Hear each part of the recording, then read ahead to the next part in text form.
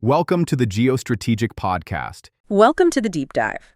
Thanks for joining us as we analyze a stack of sources that look at how global conflict, how it treats the winter holidays. Christmas is meant to be a suspension of time, a pause in conflict, a promise that, at least for one day, the world remembers something larger than power.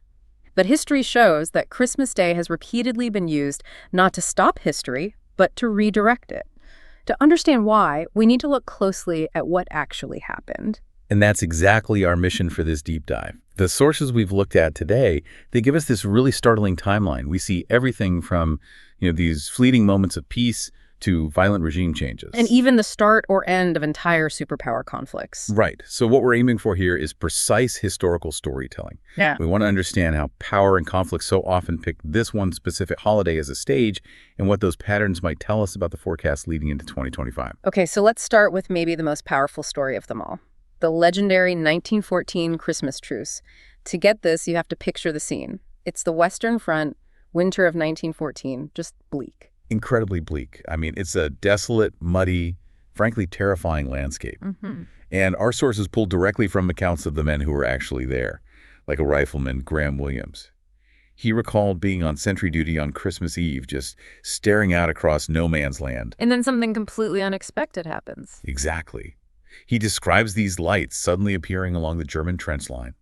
And then he hears voices carrying across that frozen wasteland. It's the Germans, and they're singing, Stille Nacht, Heilige Nacht. Silent Night. It's that one song that just instantly bridges the language gap, Yeah. It reminds them of something so far from the brutality of their daily lives. It does. And the British soldiers, they're so moved by this that they applaud. And then they sing back with the first Noel. So this whole move towards peace, it was completely spontaneous, wasn't it? It wasn't ordered from the top down. Not at all. It was localized. Colonel Scott Shepard, he was fighting near Armentières, and he remembered that on Christmas morning, a really heavy fog was covering no man's land. When it finally lifted, they just saw German soldiers out in the open fixing their trenches. Just as the British were. Right, and they just sort of looked at each other. And then very slowly, a few men started to walk out. They met in the middle, they shook hands, they swapped cigarettes. General Walter Congreve actually wrote home to his wife about this extraordinary state of affairs. Right. The soldiers just milling about, singing songs. And it wasn't just a break, was it? It served a really critical purpose. A huge humanitarian purpose. It allowed both sides to finally go out and recover their dead from no man's land and give them a proper burial. And then there's the football match. That really happened. It's historically confirmed. We have an account from Colonel Johannes Niemann. He was there. They used caps for goalposts, and he even recorded the score. The Germans won 3-2.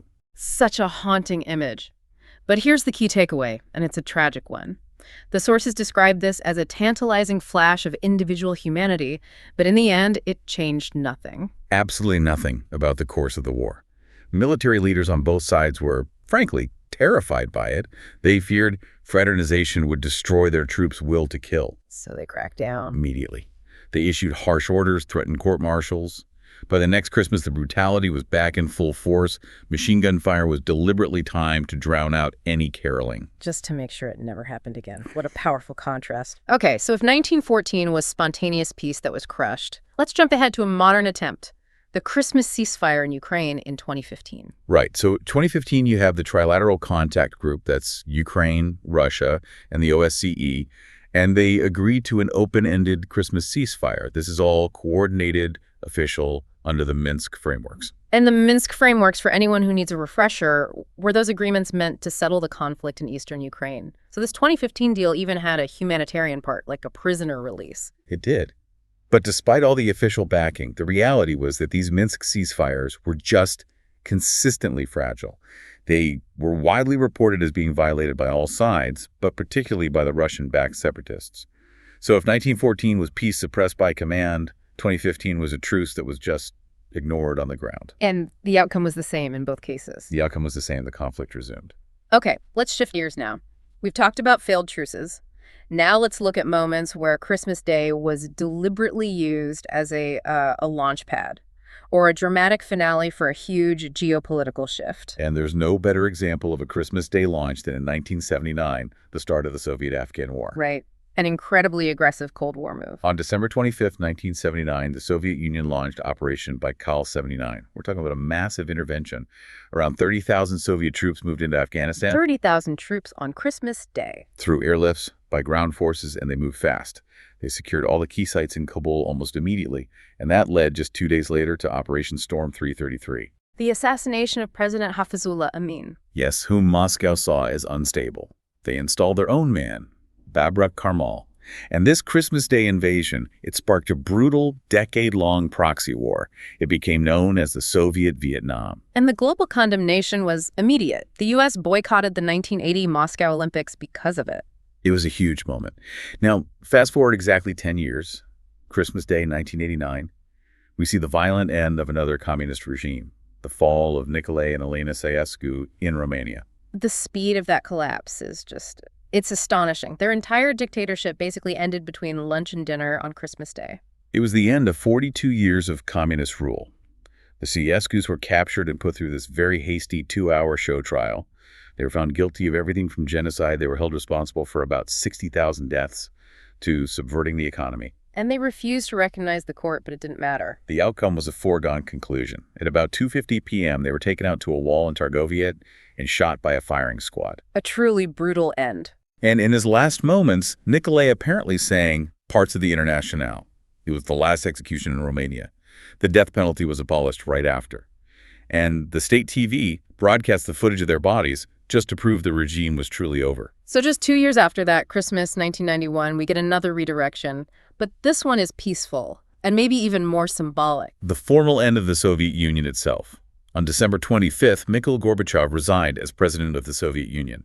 He formally declared the office extinct and handed over all power to Boris Yeltsin.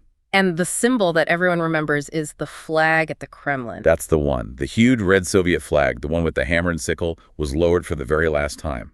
And the Russian tricolor went up in its place.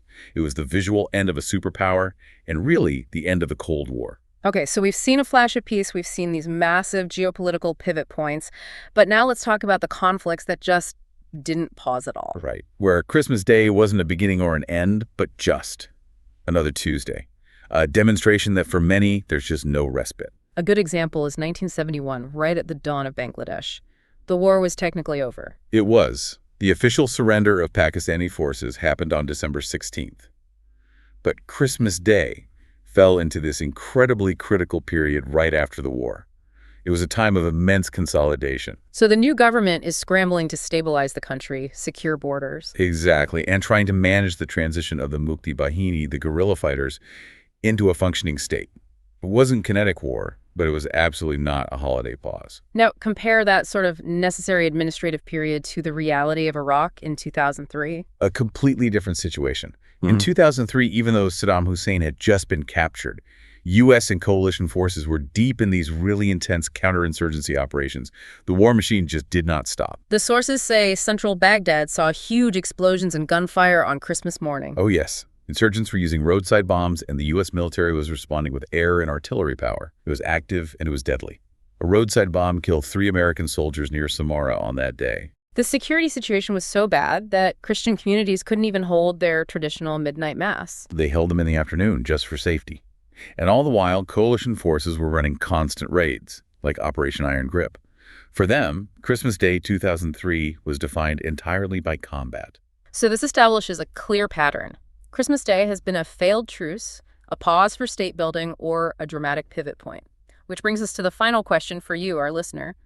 What do the geopolitical forecasts say we should expect for Christmas 2025? Well, if you look at the source material analyzing current conflicts, the expectation for 2025 aligns much more with that 2003 Iraq reality. Christmas as just another high-risk day. Not the fleeting peace of 1914 or the systemic change of 1991. Not at all. The analysis suggests geopolitical fault lines are widening and state-based armed conflict remains the top global risk. For Ukraine specifically, the forecast is for continued high-intensity attritional fighting. No credible ceasefire expected? No. In fact, a key risk is the potential for holiday period escalation.